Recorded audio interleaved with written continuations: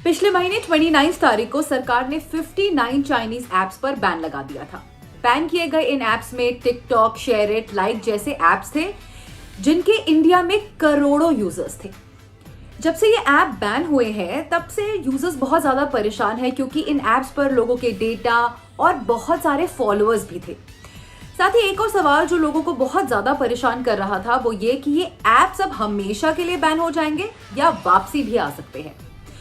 जो लोग इन ऐप्स के वापस आने की उम्मीद लगाकर बैठे हैं उनके लिए एक छोटी सी उम्मीद की किरण जागी है, लेकिन उसके साथ कुछ स्ट्रिक्ट कंडीशंस भी हैं।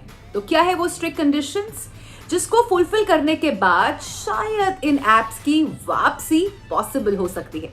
तो आज इस टिकटॉक के वीडियो में मैं आपको यही बताऊंगी। as you know कि गवर्नमेंट के एक इंटरिम ऑर्डर के जरिए इन 59 चाइनीज ऐप्स पर बैन लगाया गया था।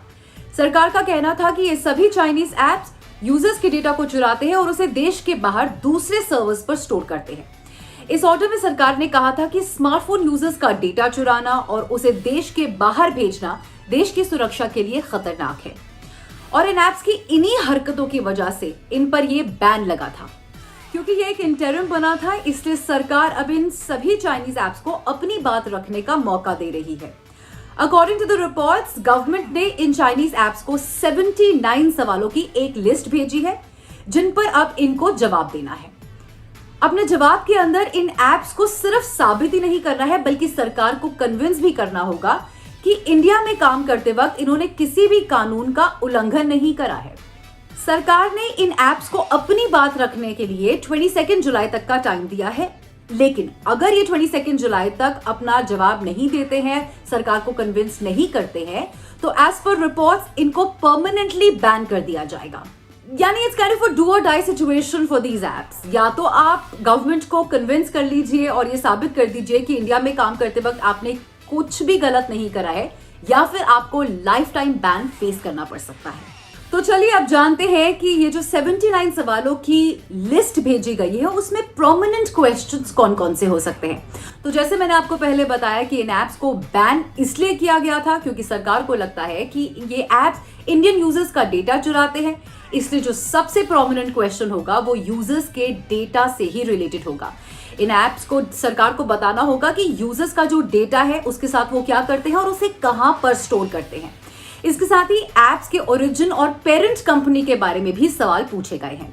अकॉर्डिंग टू द रिपोर्ट्स, इन ऐप से यह भी पूछा गया है कि इनकी फंडिंग कैसे होती है और डेटा को स्टोर करने के लिए ये किन सर्वर्स का इस्तेमाल करते हैं।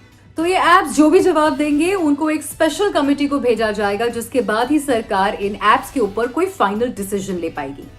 हालांकि ये सभी चाइनीज ऐप्स हमेशा से यही कहते आए हैं कि इनके ऊपर जो डेटा चुराने के इल्जाम लगते हैं वो बिल्कुल गलत है। But we know how these apps work and for whom they work. आखिर कोई चोर चोरी करके ये थोड़ी ना कहता है कि मैंने चोरी की है। वैसे पिछले साल जुलाई में भी टिकटॉक और कुछ और दूसरे ऐप्स को सरकार ने एक नोटिस भेजा था जिसमें करीब 24 सवाल थे। उस वक्त इन पर एंटी नेशनल एक्टिविटीज प्रमोट करने का आरोप लगा था, लेकिन इस बार सिचुएशन काफी सीरियस है और अगर ये ऐप सरकार को ये साबित नहीं कर पाते हैं कि उन्होंने कुछ भी इलीगल एक्टिविटी नहीं करी है, कोई भी इलीगल एक्टिविटी में शामिल नहीं थे, तो इनके ऊपर जो बैन लगा है उसको एक्सटेंशन मिलना बिल्कुल तय है। Alright guys, that's all for this video today. अगर आप भी इन चाइनीज ऐप्स की वापसी का इंतजार कर रहे हैं तो आपको करंट सिचुएशन के बारे में पता होना चाहिए। तो इन ऐप्स के जवाब और गवर्नमेंट के डिसीजन का हमें इंतजार रहेगा। 22 के बाद ही डिसाइड होगा कि ये ऐप्स इंडिया के अंदर रहते हैं, इनको एक और मौका दिया जाता है या इन पर बैन लग जाता है। आप भी प्लीज कमेंट बॉक्स पर लिख के बताइएगा कि क्या आप चाहते हैं कि ये जो ऐप्स है वो इंडिया में बैन हो जाए या इनको एक मौका और मिले। अपने कमेंट्स कमेंट बॉक्स पर जरूर लिखकर बताइएगा एंड अगली वीडियो तक के लिए गुड बाय। एबीपी न्यूज आपको रखे आगे।